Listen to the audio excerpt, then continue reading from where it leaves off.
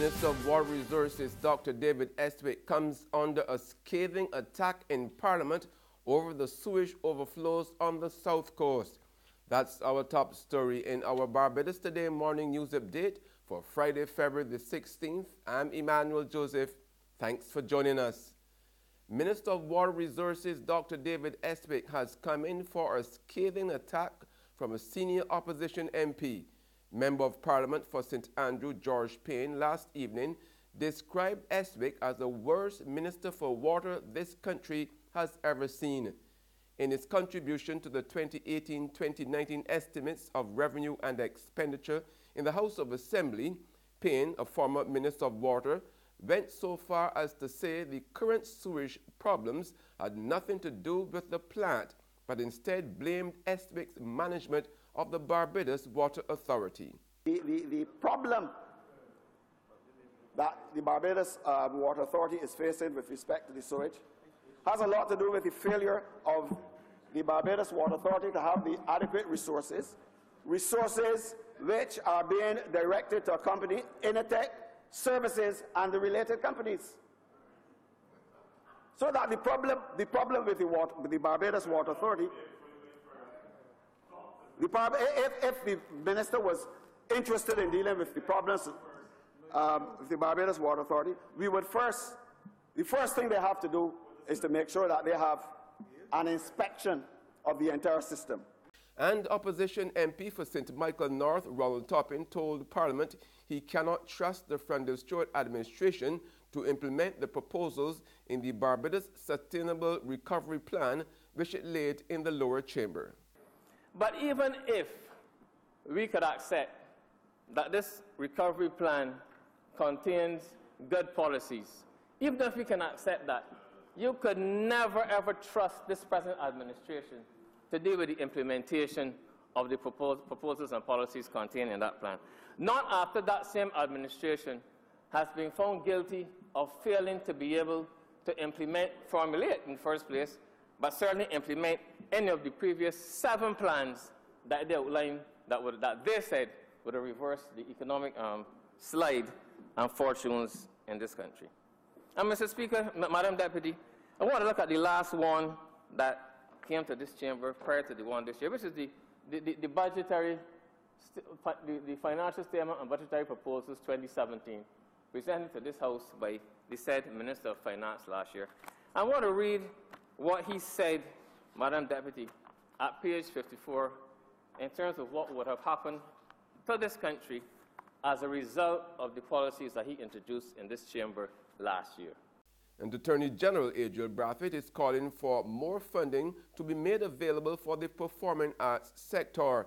Speaking last evening in the Committee of Supply under the head of Youth, Sport and Culture, Brathwaite suggested that with government having agreed it wanted to move the industry forward, it was therefore necessary to put in the required resources to make it happen.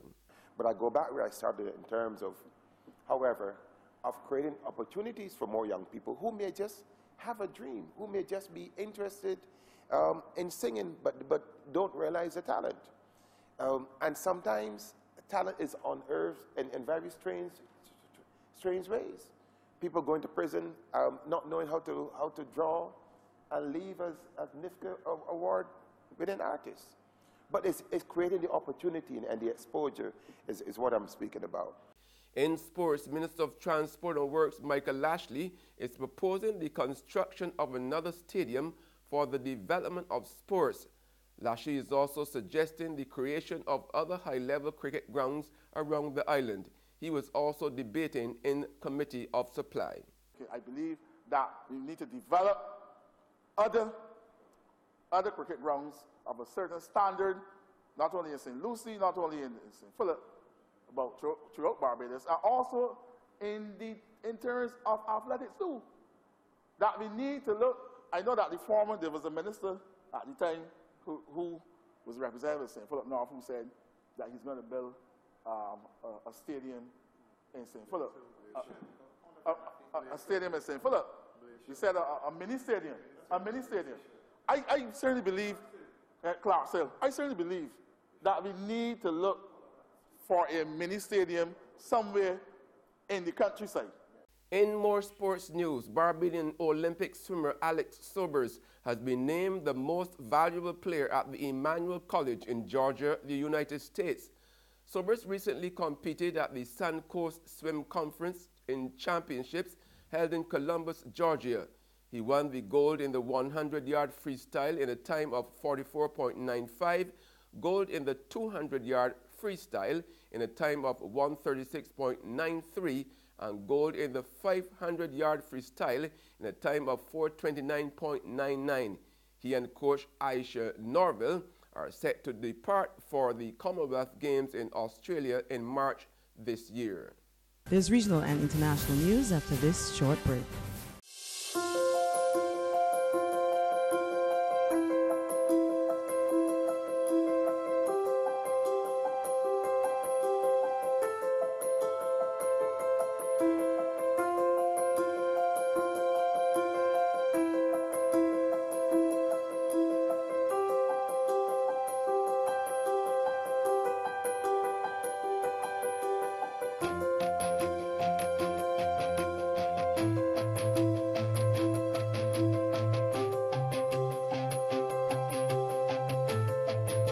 Barbados Today, news you can trust.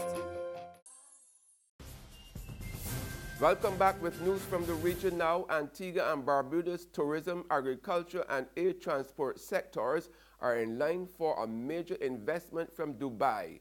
Prime Minister Gaston Brown has been making strides in his talks with the government officials in Dubai on investment opportunities in these areas. Prime Minister Brown met with Vice President, Prime Minister and ruler of Dubai, His Highness Sheikh Mohammed bin Rashid Al Maktoum, on Tuesday. According to a release, Prime Minister Brown informed His Highness that Antigua and Barbuda abounds with investment opportunities, notwithstanding the recent passage of Hurricane Irma. The Twin Islands states signed several memoranda of understanding with the UAE recently, including joint investment agreement and a tax exchange agreement. Minister for International Cooperation for the UAE, Reem Al-Hashimi, underscored the importance of the agreements. Minister Reem spoke on investment opportunities in the country's tourism, agriculture, and air transport sectors. And on the international scene, the teenager charged with the deadly school shooting in Florida on Wednesday is now being linked to a white supremacy group called the Republic of Florida. The leader of the group has claimed that Nicholas Cruz was a member and had taken part in training exercises. The 19-year-old man is charged with murder after allegedly gunning down 17 people with a semi-automatic rifle in one of the deadliest school shootings in recent American history. Most recently, Reuters has been able to confirm that Cruz took part in some activity with a white nationalist militia called the Clearwater Republic of Florida. The group's leader spoke with Reuters by phone earlier today and confirmed that he had been involved in some way with one of the group's cells in the state. The FBI is also investigating some comments that Cruz may have posted on the social media website, YouTube, expressing some interest in becoming a school shooter. However, Special Agent Rob Lasky, the agent in charge of the FBI's field office down here, said the agency has done some database searches but could not yet confirm whether or not Cruz was actually the one who made those posts. They also don't know what specific time they were made or what computer they actually came from. And that's news and sports, but for the very latest, visit our website at www.barbadostoday.bb. You can also subscribe to our e-paper, email updates, or like us on Facebook. We are also on Izumi Media in bus terminals, as well as screenplay at supermarkets and gas stations near you. You can also hear us on Mix 96.9 FM. I'm Emmanuel Joseph. Have a fantastic day.